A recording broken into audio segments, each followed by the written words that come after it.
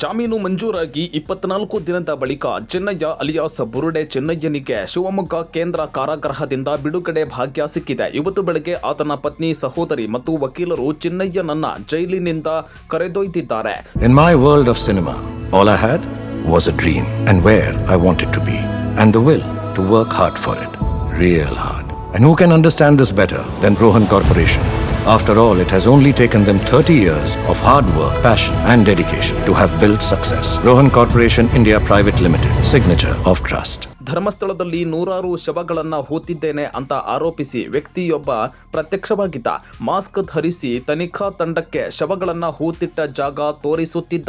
ಈತ ತಿಳಿಸಿದ ಕಡೆಗಳಲ್ಲಿ ಅವಶೇಷಗಳು ಪತ್ತೆ ಆಗದ ಹಿನ್ನೆಲೆ ಮಾಸ್ಕ್ ಮ್ಯಾನ್ ಅಲಿಯಾಸ್ ಚಿನ್ನಯ್ಯನನ್ನ ಅರೆಸ್ಟ್ ಮಾಡಲಾಗಿತ್ತು.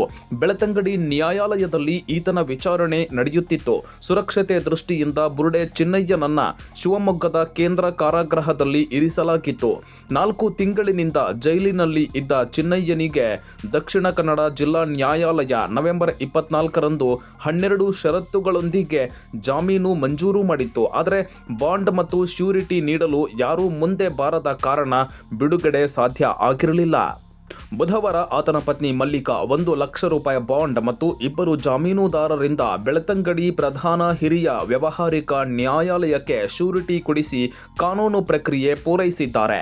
ಬುರುಡೆ ಚಿನ್ನಯ್ಯ ಬುಧವಾರ ಸಂಜೆಯೇ ಬಿಡುಗಡೆ ಆಗಬೇಕಿತ್ತು. ಆದರೆ ದಕ್ಷಿಣ ಕನ್ನಡದಿಂದ ಆತನ ಪತ್ನಿ ಬರೋದು ತಡವಾಗಿತ್ತು. ಸಂಜೆ 6:30ರ ಬಳಿಕ ಕೇಂದ್ರ ಕಾರಾಗೃಹದಿಂದ ಬಿಡುಗಡೆಗೆ ಅವಕಾಶ ಇಲ್ಲ. ಆದ್ದರಿಂದ ಇವತ್ತು ಬೆಳಗ್ಗೆ ಬುರುಡೆ ಚಿನ್ನಯ್ಯನನ್ನ ರಿಲೀಸ್ ಮಾಡಲಾಗಿದೆ.